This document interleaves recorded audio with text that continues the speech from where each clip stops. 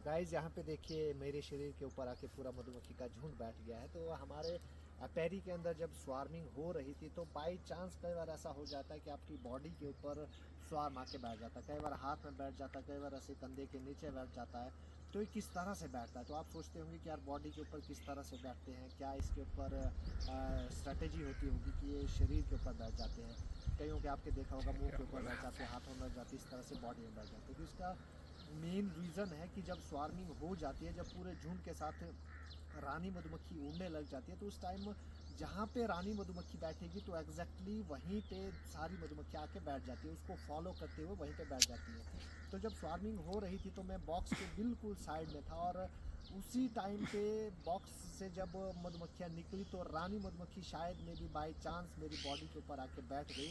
तो इस कंडीशन में सारी मधुमक्खियाँ उसको फॉलो करते हुए यहाँ पे आके चिपक गई, क्योंकि कंधे के नीचे आप देखेंगे कि थोड़ी जो है डार्क शेडो सा होता है। तो इसीलिए जो रानी और मधुमक्खियाँ हैं उस डार्क सिचुएशन को यहाँ पे फॉलो करते हुए यहाँ पे आके बैठ गई। तो इसी तरह से जो मधुमक्खियाँ हैं यहाँ पे आके बैठ जाती है। तो यहाँ पे देखिए आप देखेंगे कि यहाँ से लेके पूरे कंधे के नीचे से पूरा स्वार्म आके बैठ गया है। तो इस तरह से जो है मधुमक्खी का झुंड आपका यहाँ पे आके बैठ सकता है। फिर हम क्या करेंगे, अब बॉक्स को तैयार करेंगे, उसमें फ्रेम में लगा देंगे, फिर आप डायरेक्ट भी इसको बॉक्स के अंदर झाड़ सकते हैं। आप चाहो तो यहाँ पे टोकरी लगा के टोकरी के अंदर भी डालने के बाद आप बॉक्स में इसको डाल। तो अभी हम प्रोसेस शुरू करते हैं। इस जो स्वार्म मेरे कंधे के नीचे बैठा है, इसको हम इस टोकरी के अंदर डालने की कोशिश करते हैं, क्योंकि अब हम इसको इसके लिए एक जो घर है, इसका जो बॉक्स होगा उसके अंदर डाल देंगे, ताकि फ्यूचर में बहुत अच्छे से सेटल हो जाए और बहुत अच्छे से चले, और फिर हमें कुछ नेचुरल हनी भी ये दे सके। तो यहाँ पे देखिए मेरे भाई मेरे साथ काम कर रहे हैं, और यहाँ पे देखिए मेरे भाई ने टोकरी पकड़ रखी है मेरी पीठ में, और ये अब धीरे धीरे कोशिश कर रहे हैं कि ये जो मधुमक्खियाँ हैं इस टोकरी के अंदर चली जाए।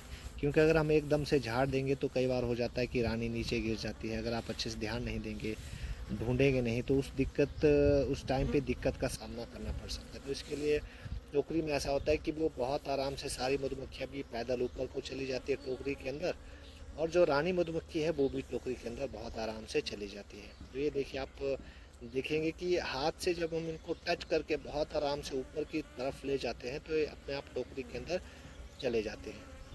तो एक बात मैं आपको यहाँ पे बताना चाहूँगा कि ये एक ट्रिक होती है कि ये बॉडी के ऊपर बैठ जाते हैं। एक तो रानी मधुमक्खी डायरेक्ट जो है कहीं पे शरीर के ऊपर आके बैठ जाए स्वार्मिंग के टाइम पे, जब 1 से 2 झुंड बनते तो उस टाइम ये जो झुंड है आपके बॉडी के ऊपर आके बैठ जाता है। नंबर 2 यहाँ पे रहता है कि अगर आप जैसे हाथ में आपने देखा होगा किसी के हाथ में मधुमक्खियाँ बैठ जाती है, तो वो क्या करते हैं कि रानी को जो है केज में डाल के हाथ में रख देते, फिर पूरा झुंड हाथ में आके बैठ जाता है। तो कई लोग समझते हैं कि ये एक मैजिक होता है, इसलिए लोग इस तरह से मधुमक्खियों को बैठाते हैं। ऐसा कुछ भी नहीं होता, सिर्फ ये एक ट्रिक होती है। तो यहाँ पे देखिए जो क्वीन बी है, जब स्वार्मिंग होती है तो नई रानी मधुमक्खी इस तरह से जब जन्म लेती है तो एक छत्ते के अंदर फिर 2 रानी मधुमक्खियाँ हो जाती है। तो 2 रानी मधुमक्खियाँ होने के कारण क्या होता है कि एक रानी को वहाँ से निकलना होता है अपना दूसरा घर ढूंढने के लिए, दूसरी फैमिली वो बनाती है, दूसरी जगह पे वो अपना जो है खाली घर ढूंढती है ताकि वो वहाँ पे अपना घर बसा सके, इसीलिए वो स्वार्मिंग करती है।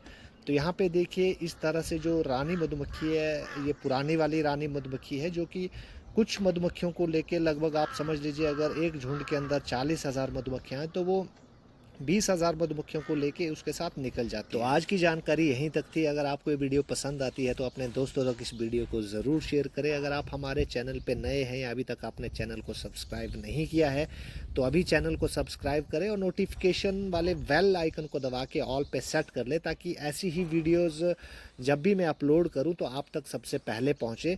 तो मिलते हैं किसी अगली वीडियो में। Thank you.